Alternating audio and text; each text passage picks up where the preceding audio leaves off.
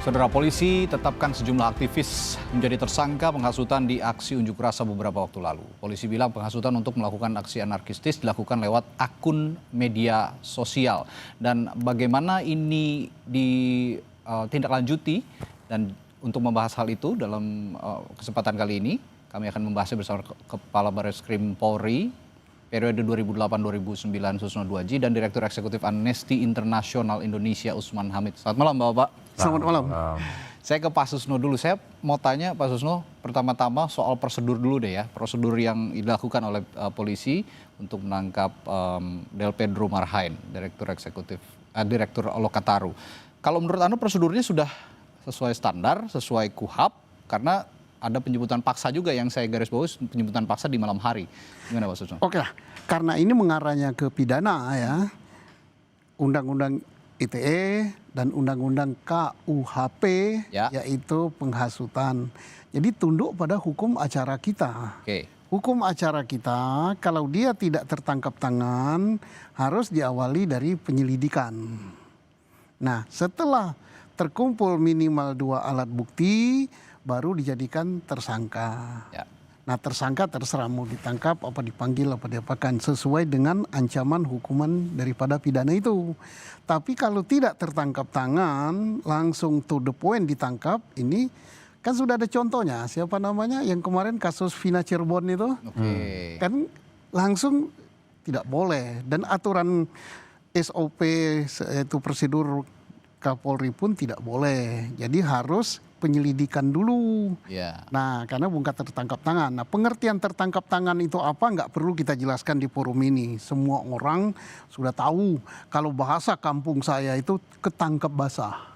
Nah, ketangkap basah itu artinya makcer sedang melakukan ditangkap. Itu bahasa rakyatnya. Nah, bahasa hukumnya ada definisinya. Ya, kalau bukan tertangkap tangan harus melewati aturan-aturan itu. Lah mungkin, wah ini sangat mendesak karena ini kondisinya terjadi kekisruhan. Tetap hukum tidak boleh diinjak.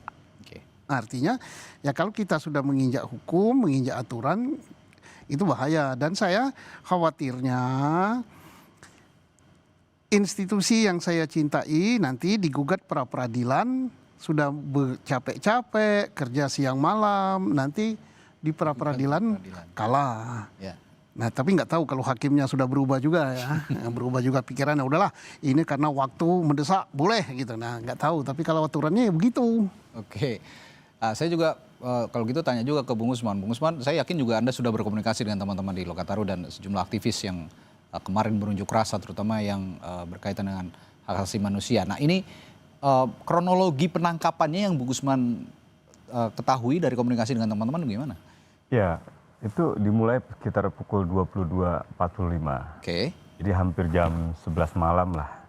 Dan mereka kebetulan ada di Jalan Kunci di wilayah arah Pulau Gadung sana. Nah, ada 8 orang anggota Polda Metro Jaya mengendarai beberapa mobil, salah satunya R3 warna putih.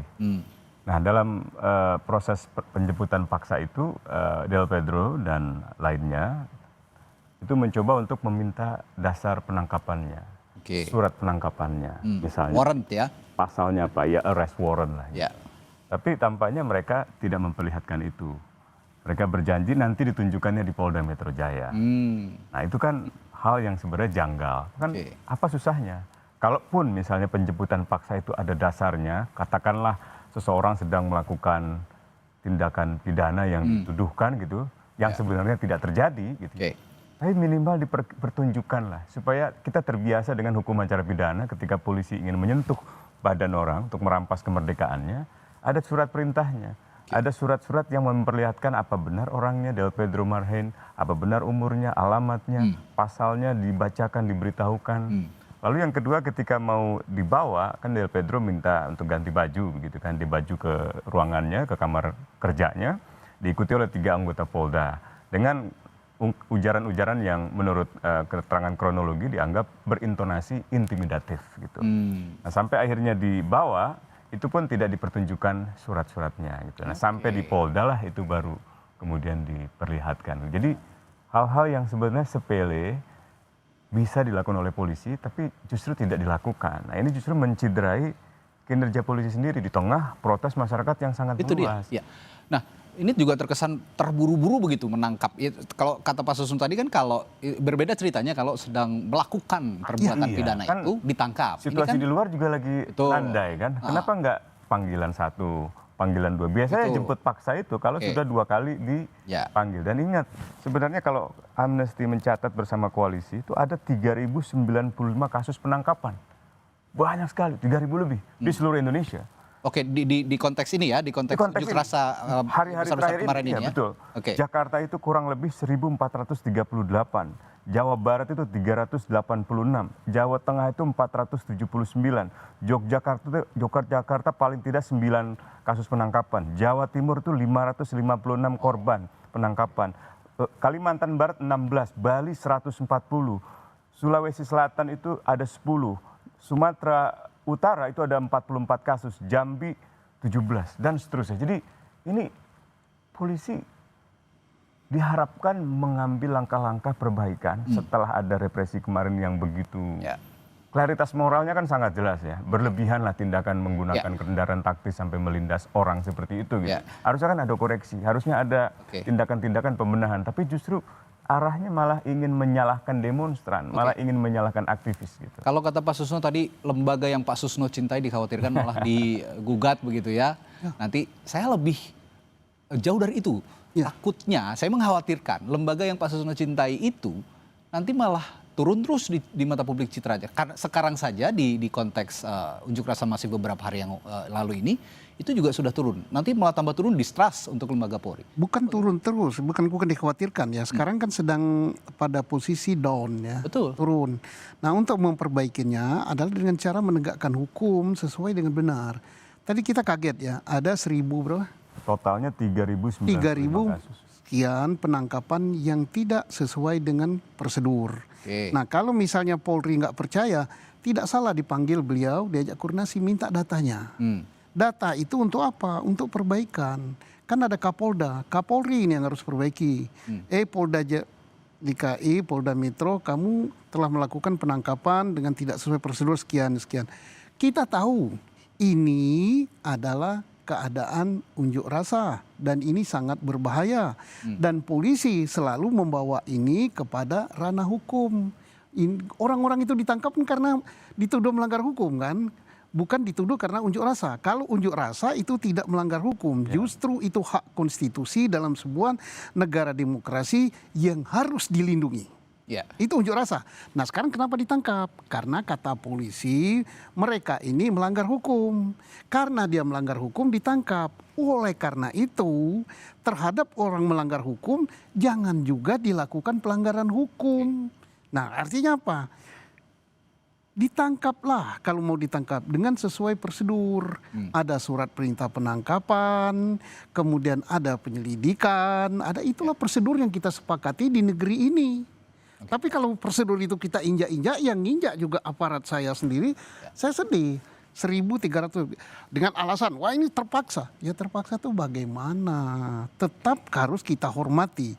Karena di dalam hukum acara itu tidak dikatakan kalau dalam keadaan ada klausal misalnya mengatakan dalam keadaan terpaksa boleh dilanggar ini. Ya oke, kalau memang kita bersepakat untuk itu. Saya ingin masuk kepada konteks tuduhan atau tudingan yang dialamatkan kepada Del Pedro, Direktur Lokataru, soal penghasutan, Bung Usman. Penghasutan dan juga menyalahi Undang-Undang Perlindungan Anak karena menghasut banyak anak-anak untuk ikut serta dalam unjuk rasa.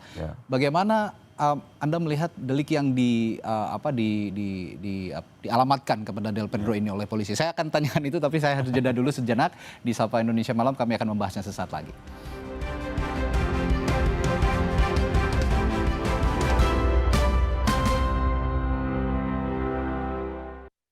Torabika cappuccino dulu guys. Kopinya berasa. Tapi nggak pahit ya? Gak cuma itu. Sekarang gratis sama Mama. Torabika cappuccino tahu aja, ngopi enaknya sambil ngemil. Beli Torabika cappuccino. Gratis mana manggis? Maxim tapi nggak maksimum. Bantu recharge dengan Maison Coco Boost. Dari kelapa hijau asli dan 808 mg elektrolit. Maison Coco Boost bikin lo on terus. Torabika cappuccino dulu guys. kopinya berasa. Tapi nggak pahit ya? Gak cuma itu, sekarang gratis sama Maki. Torabika Cappuccino tahu aja, ngopi enaknya sambil ngemil. Beli Torabika Cappuccino. Gratis mana Manggis? Pas aku coba Le Mineral, seger banget, nggak bikin enak sama sekali. Benar, karena Le Mineral dari pegunungan terpilih. Setiap tetesnya melewati lapisan batuan alami, membuat airnya lebih sehat, lebih segar. Kayak ada manis-manisnya. Le Mineral. Biar ngumpul makin seru, yuk bikin masakan yang pasti diserbu. Wajib pakai kecap sedap kedelai hitam spesial. Dari kedelai hitam dan gula aren terbaik. Semur lidahku, bikin lidah auto party. Menggoda. Aduh sama cumi kecap tante. Caramelize. Wilgos approve. Giliranku bikin yang specialisius. Looks good kan? Taste good. Aromanya sedap. Kecap sedap kedelai hitam spesial. Looks and taste beyond good. Dari Wings Food. Semua botol bayi tertulis 100% bebas BPA. Kalau air galon, ada nggak ya yang 100% bebas BPA? Untuk itu, Le Mineral hadir dengan galon yang 100% bebas BPA, ditandai dengan kode segitiga nomor 1. Le Mineral. Torabika Cappuccino dulu guys. Kopinya berasa. Tapi nggak pahit ya? Gak cuma itu, sekarang gratis sama Maki. Torabika Cappuccino tahu aja, ngopi enaknya sambil ngemil. Beli Torabika Cappuccino. Gratis mana Manggis? Lawan ketombe dengan Zinc Cool Booster baru. Deo Active Scalp Technology lawan 3 jenis ketombe. Boost sensasi dingin with glacier water and mint. Zinc Cool Booster. Ketombe, no worries. Lain. Pas aku coba Le Mineral, seger banget, nggak bikin enak sama sekali. Benar, karena Le Mineral dari pegunungan terpilih. Setiap tetesnya melewati lapisan batuan alami, membuat airnya lebih sehat, lebih segar. Kayak ada manis-manisnya. Le Mineral. Minum 1 kaplet Caldana Flex setiap hari bila perlu. Caldana Flex mengandung glukosamin plus kalsium, vitamin D3, magnesium dan zinc untuk menjaga kesehatan tulang dan sendi. Caldana Flex bergerak dengan tulang dan sendi sehat. Diproduksi oleh Medicon. Kompas TV kini hadir di sejumlah layanan TV berlangganan. Nikmati program-program berkualitas Kompas TV di TV berlangganan pilihan Anda. Sekarang, Kompas TV, independen, terpercaya. Kompas Update dipersembahkan oleh Morinaga. Anda menyaksikan Kompas Update pukul 19 waktu Indonesia Barat. Hadir bersama saya Friska Clarissa. Polisi menetapkan 9 orang tersangka perusakan pos Ditlantas Polda Sumatera Selatan. Penetapan 9 tersangka dilakukan usai polisi menangkap 63 orang terkait perusakan setelah mengamankan atau menangkap 63 orang atas perusakan pos Ditlantas Polda Sumsel, sejumlah pos polisi di Palembang, dan pos kantor DPRD Sumsel. Direktorat Reserse Kriminal Umum Polda Sumatera Selatan menetapkan 9 orang tersangka. Dari hasil penyelidikan, polisi disertai alat bukti yang ada. Mereka terbukti melakukan perusakan, namun oknum yang mengajak atau menghasut masih ditelusuri. Kombes Johannes Bangun di Reskrimum Polda Sumsel mengungkapkan tersangka beraksi dengan konvoi sepeda motor usai melakukan balap liar. Sementara 52 orang yang sempat ditangkap tersebut dibebaskan oleh polisi dengan memanggil orang tua mereka. Bersamaan dengan hal itu, polisi juga mengamankan atau menangkap 2 orang yang ikut balap liar karena positif mengonsumsi narkoba dan diserahkan ke Direktorat Reserse Narkoba Polda Sumsel.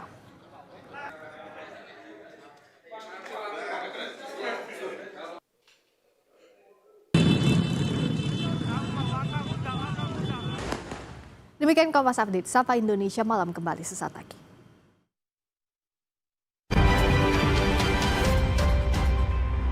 Kompas Update dipersembahkan oleh Morinaga.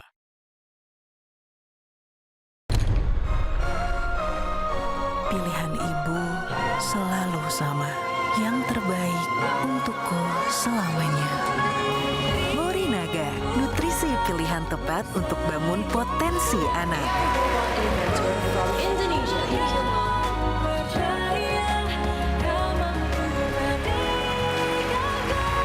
Morinaga, your choice, their future.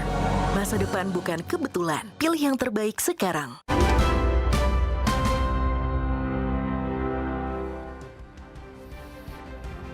Diskusi di Sapa Indonesia Malam berlanjut. Tadi saya tanyakan ke Bung Usman bahwa kita bicara soal tuduhan penghasutan yang dialamatkan kepada Del Pedro Marhain, Direktur Eksekutif yang saat ini ditetapkan sebagai tersangka kasus penghasutan yang juga mengajak sejumlah anak-anak di bawah umur katanya. Sudah tepatkah itu dialamatkan kepada seorang Del Pedro? Ya salah. Ya pertama misalnya penghasutan untuk melakukan unjuk rasa. Bahkan terhadap anak itu dibolehkan. Ingat waktu 2019 ada perdebatan ketika anak-anak SMA turun ke jalan. Ya, saya ingat itu. STM turun ke jalan. Lalu pemerintah dan jajaran kepolisian melarang. Tiba-tiba muncul pernyataan pers dari kantor PBB yang menegur pemerintah Indonesia, mengatakan bahwa anak-anak pun berhak untuk berunjuk rasa. Justru negara wajib melindungi mereka. Jadi kalau Pedro dianggap katakanlah menyerukan, mengajak, menghasut anak-anak untuk demonstrasi, menyatakan pendapatnya, itu tidak ada yang salah. Misalnya kalau pakai undang-undang tadi perlindungan anak ya kan, penghasutan untuk kegiatan militer dilarang, kegiatan politik dilarang. Kegiatan yang mana nih? Kegiatan unjuk rasa nggak bisa dilarang. Tapi kalau kegiatan misalnya melakukan kekerasan, kan incitement atau penghasutan itu, sebenarnya incitement ada beberapa hal. Yang pertama kerusuhan atau diskriminasi rasial, agama dan seterusnya. Yang ketiga adalah kekerasan. Saya kira nggak ada satupun kata. Kalaupun dia mengatakan misalnya, saya coba cari sumber polisi ya, dari pihak kepolisian mengatakan kepada saya itu ada kalimat dia yang misalnya mengatakan pukul mundur kepolisian, lawan kepolisian. Nah itu kan kata-kata yang sifatnya alegorik ya. Misalnya kayak dalam kampanye iklim, pukul mundur perubahan iklim itu kan sesuatu yang sifatnya alegoris saja, nggak dalam arti literal yang bisa diterjemahkan untuk bakar kantor polisi itu kan nggak bisa gitu. Nah itu apalagi yang saya lihat tadi penjelasan konferensi pers pihak kepolisian kan perannya apa? Perannya collab, maksudnya mengundang kolaborasi di dalam postingan Instagram. Live Instagram ya. Itu kan bukan tindakan pidana itu. Saya khawatir. Itu cara, metode supaya pesan dia tersampai ke masyarakat. Dan di era digital ini ya memang begitu medianya. Biasa berkolaborasi. Bisa aja misalnya Mabes Polri berkolaborasi dengan Kementerian Hukum dan HAM dalam Instagram untuk menjelaskan sesuatu itu kan nggak ada pidananya. Kalau gitu saya masuk ke status tersangkanya akhirnya tidak cukup kuat lah ya. Lemah sih. Lemah, sangat lemah. Gansannya akan kesulitan juga ke depannya untuk pembuktian. Selanjutnya ke Pak Susno. Kalau begitu alih-alih ini polisi ini mencari dalam tanda kutip ya biang kerok kerusuhan kemarin dalam unjuk rasa. Ini sebenarnya kegagalan polisi kah untuk mencari anarko sesungguhnya sebenarnya? Jadi begini, makanya saya katakan tadi pada waktu sidang kode etik dan saya wawancara juga ya dengan salah satu stasiun swasta. Terjadinya chaos atau kekerasan itu kita harus evaluasi. Jangan kita melihat keluar, apa betul ada unsur luar yang masuk. Kalau unsur luar yang masuk berarti pengamanan kita terhadap unjuk rasa kurang bagus. Karena unjuk rasa ini apapun alasannya harus jalan. Unjuk rasa harus jalan. Kalau unjuk rasa ini terganggu berarti yang mengamankan unjuk rasa yang nggak benar. Kemudian karena unjuk rasa ini hak demokratis tidak boleh dibubarkan. Alasan apapun juga. Jadi jangan sampai dorong, udah selesai, nggak boleh. Biasanya alasannya jam 6 sudah sore. Tidak boleh, harus dia berjalan. Nah kemudian dari aparat karena ini pengertian mengamankan itu bukan membubarkan. Artinya melindungi mereka supaya unjuk rasa bisa berjalan. Mari kita berubah pola pikir kita dari Orde Baru kepada negara demokratis, sudah berubah. Nah termasuk di dalam mengeterapkan hukum tadi saya bagus sekali itu ya. Mentersangkakan seseorang, kita sudah punya UHAP yang bagus kok. Ada prosedurnya, ada apanya. Tidak bisa. Saya mau disclaimer dulu Pak Susno dan Bung Usman. Bukannya saya tidak mendukung langkah polisi untuk menindak orang-orang yang bertindak anarkistis. Tapi ya itu tadi, polisi harus bisa juga mengungkap siapa dalang sebenarnya begitu. Ini yang kita harus dorong. Anda setuju dengan itu? Ya harusnya. Kan harusnya kan yang diperlihatkan oleh pihak kepolisian misalnya ya adalah orang-orang yang benar-benar menyulut kerusuhan, membakar fasilitas umum misalnya, atau karena membakar kantor polisi. Saya selang sedikit, karena kemarin juga kita mendengar atau ya berseliweran, ini sekaligus klarifikasi juga ya, untuk Pak Susno mungkin ada informasi juga, bahwa yang datang ke aksi unjuk rasa itu berbeda dengan yang sudah berunjuk rasa sejak waktu-waktu sebelumnya tiba-tiba datang ke halte membakar, melakukan perusakan, ini sudah ada yang memobilisasi. Nah, pola semacam itu yang harus diselidiki. Nah, kalau saran kami, bentuklah tim gabungan pencari fakta atau tim gabungan investigasi independen. Ada unsur kepolisian, ada unsur masyarakatnya, ada unsur tokoh-tokoh yang punya integritas, punya keahlian gitu. Sehingga kita sama-sama bisa mengetahui apa sih sebenarnya yang sesungguhnya terjadi. Saya kira ada yang memang organik, ada yang tidak. Yang organik itu misalnya ketika kejadian Afan Kurniawan, itu kan benar-benar orang semua marah gitu, dan banyak yang spontan datang ke misalnya tempat-tempat Brimob misalnya. Brimob. Tapi ada juga yang mencurigakan gitu, misalnya kenapa sampai rumah Sri Mulyani gitu atau rumah anggota dewan bisa begitu mudah diserang di dini hari gitu misalnya. Nah, itu juga perlu kita ketahui dengan satu hasil pencarian fakta. Dan uniknya tidak ada penjagaan sama sekali. Nah, misalnya itu. Tidak ada pengamanan sama sekali dari perlu ditanya pihak keamanan. security-nya, petugas satpam klasternya. Kenapa? Ada apa? Apakah ada tanda-tanda yang membuat dia takut dan seterusnya gitu? Apakah yang membuat dia takut kerumunan saja atau misalnya tidak ada katakanlah ada oknum gitu kan beberapa hari saat itu ada peredaran di media sosial informasi kepolisian Brimob menangkap tentara misalnya gitu. Ada Intel Bais misalnya ketangkap dengan kartu tanda anggotanya. Lalu besoknya dibantah gitu kan. Ini kan memperlihatkan ada masalah yang tidak beres nih. Dan mungkin kalau pihak kepolisian yang menangkap pasti tentara mendesak agar dibebaskan. Nah, sebaiknya ada tim investigasi independen untuk melihat dan menengahi situasi seperti ini. Ya, sekali lagi diskusi kita malam hari ini tidak untuk, saya sama sekali tidak berharap peristiwa kemarin itu terjadi lagi. Jangan. Saya sama sekali tidak berharap. Tapi Pak Susno, kemarin itu yang terjadi kemarin itu kan kemarahan publik yang sudah menumpuk dari hari ke hari, dari bulan ke bulan, dari tahun ke tahun. Jika ini juga terjadi sekarang, mungkin tuding-menuding aktivis yang ditangkap ini akhirnya tidak terbukti, publik kan juga akan tersenggol lagi egonya, akan tersenggol lagi emosinya. Bagaimana polisi harus bersikap kalau begitu? Ini sudah bukan lagi polisi yang harus bersikap, tapi negara ini. Presiden negeri ini yang harus bersikap, pemerintah negeri ini. Nah, untuk polisi adalah tentunya perbaikan ya. Perbaikan, jangan sampai melakukan penangkapan dengan melanggar hukum, nanti numpuk lagi kesalahan.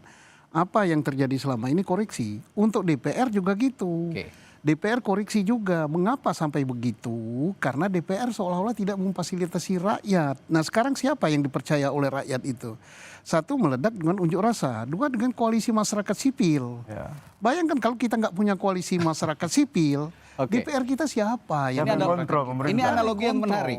Aktivis itu kan bersuara mewakili publik, karena DPR-nya tidak bisa mewakili publik. Bagaimana tidak kalau ada posisi? Nah, itu. Sekarang ya DPR tidak bisa mewakili publik, aktivisnya yang mewakili publik malah dituding yang lain-lain. Iya, dituding makar, nah, itu dituding teroris, gimana mendudukkan permasalahan ini? Anarkis gitu. Ini juga harus ada perlibatan DPR sebenarnya karena sebagai representasi publik yang saya dengar DPR lagi mencoba untuk bertemu gitu ya. Ya, kita lihat aja nanti apakah memang sungguh-sungguh ada rencana untuk mempertemukan mereka dengan para kelompok-kelompok memprotes ini. Dan yang terpenting sebenarnya akar masalahnya itu diselesaikan. Akar dari gejolak sosial ini apa sih? Kebijakan pajak, ketidakadilan gitu, ketidakadilan sosial gitu di bidang lingkungan, di bidang sosial, pekerjaan, PHK, sampai ke soal yang terakhir tunjangan anggota dewan yang saya kira berlebihan lah gitu. Kita kembali ke topik kita malam hari ini bahwa polisi yang menuding aktivis yang menghasut unjuk rasa ditangkap. Kalau begitu Pak Susno tadi bukan hanya polisi tapi negara yang harus bersikap. Nah, negara bagaimana harusnya menyikapi tudingan yang dialamatkan kepada Del Pedro ini? Nah, negara harus menyikapi ya tudingan seperti kepada Del Pedro ya. Dia adalah tokoh dari koalisi masyarakat sipil yang harus dilindungi. Jangan dengan misalnya, wah ini dia menghasut. Pembuktian menghasut itu tidak gampang. Artinya tidak gampang apa? Apakah betul karena dia bermain di media sosial menimbulkan kejadian ini? Bukankah kejadian ini akibat sesuatu yang menumpuk baik dalam tadi yang dikatakan Pak Usman penegakan hukum, ketidakadilan, masalah ekonomi, masalah pajak itu udah numpuk. Bukan dia kecuali ya kalau di dalam ajakannya atau di dalam percakapannya, di dalam chatnya menulis mari kita bakar, mari kita rampok, mari kita ini. Itu yes. Tetapi kalau mengajak orang unjuk rasa. Tidak salah. Ya. Dan itu diperbolehkan. Mengapa diperbolehkan? Karena unjuk rasa itu menyatakan pendapat yang dilindungi oleh konstitusi. Kalau gitu terakhir saya ke Bung Usman, dalam konteks penangkapan Del Pedro ini, kalau tadi saya paham polisi adalah penegak hukum yang punya wewenang untuk menyelesaikan masalah-masalah seperti ini. Tapi apakah jika polisi ini sekarang masih banyak diragukan oleh publik, negara harus intervensi pemerintah? Ya sebenarnya masalah di negara nih. Jadi sumber masalahnya ada di negara yang mengeluarkan kebijakan-kebijakan yang tidak adil. Makanya para netizen bahkan para aktivis mengatakan ketika negara presiden mengatakan janganlah rusak fasilitas umum, DPR juga begitu. Kata mereka yang sudah merusak fasilitas umum terlebih dahulu adalah pemerintah negara. Merusak hutan.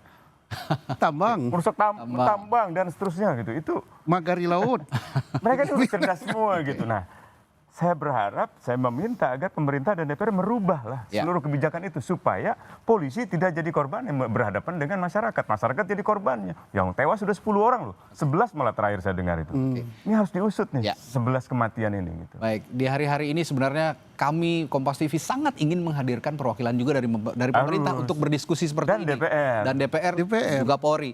Tapi mohon maaf hingga detik ini kami belum banyak mendapatkan respon-respon untuk berdiskusi seperti ini dengan pemerintah, DPR maupun juga ya kalau DPR adalah 1-2 begitu ya, tapi spesifik lagi dari pemerintah dan Polri belum ada yang berkesempatan bisa bergabung berdiskusi kali ini. Tapi ya apapun hasil diskusi kita hari ini akan menjadi bahan masukan yang begitu baik gitu ya untuk institusi Polri, institusi yang sangat dicintai oleh Pak Setio tadi. Aku bisa begini karena Polri loh. Iya. Dan juga untuk perbaikan bangsa ke depan. Terima kasih Bung Usman, Pak Susno telah hadir di studio untuk berbincang kali ini di Sapa Indonesia Malam. Kita jumpa lain waktu. Sehat selalu Pak. Amin. Saudara, ada informasi lainnya setelah jeda di Sapa Indonesia Malam. Asrama Polsek Serpong terbakar Rabu sore. Belasan rumah ludes dilalap api. Kami hadirkan informasi ini sesaat lagi.